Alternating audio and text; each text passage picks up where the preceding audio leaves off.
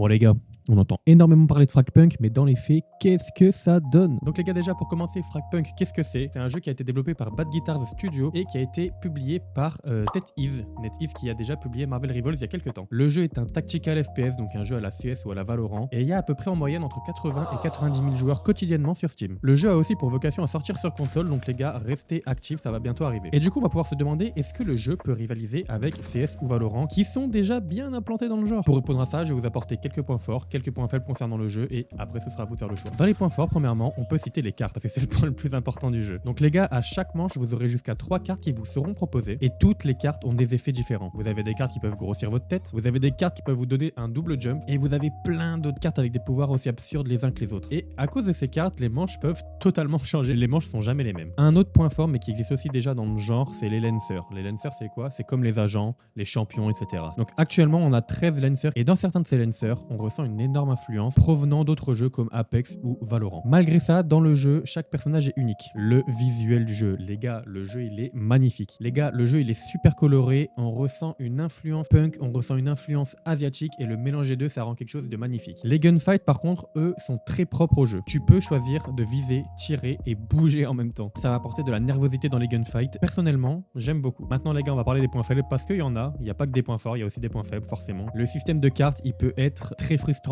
et déséquilibrer les parties classées. Donc en ranked, c'est bizarre. Pour pallier à ça, il y a quand même un système de pick et ban des cartes, mais il est disponible qu'à partir d'un certain rang qui est plutôt élevé et qu'une bonne majorité des joueurs n'atteindra jamais. Et comme c'est disponible pour les joueurs seulement de assez haut rang, ça peut être un peu frustrant pour le reste des joueurs. Un point faible qui peut être un point fort en fonction de comment tu vois les choses toi personnellement, c'est toutes les informations qu'il y a à digérer. T'as énormément d'informations à digérer, 39 compétences de lancer, tu as aussi les 169 cartes, va falloir te retenir pour pouvoir t'adapter et ça va être très très long. La vitesse, elle a été réduite depuis la bêta les gars. Alors honnêtement, je comprends pas trop le move. Personnellement, je trouve qu'à la bêta, la vitesse du jeu était très très agréable. Ils ont peut-être réduit la vitesse pour plus se rapprocher d'un Valorant ou d'un CS, mais je trouve que c'est une erreur de pas avoir assumé son identité jusqu'au bout. Et enfin, le dernier point fait pour moi, c'est la sortie sur console qui n'a pas eu lieu. Elle était prévue, elle a été repoussée et pour moi, c'est un énorme frein parce que je pense que ce Fragpunk est une énorme porte d'entrée pour le genre tactical FPS et que ça aurait pu attirer énormément de joueurs sur console qui voudraient mettre un pied dans ce mode de jeu.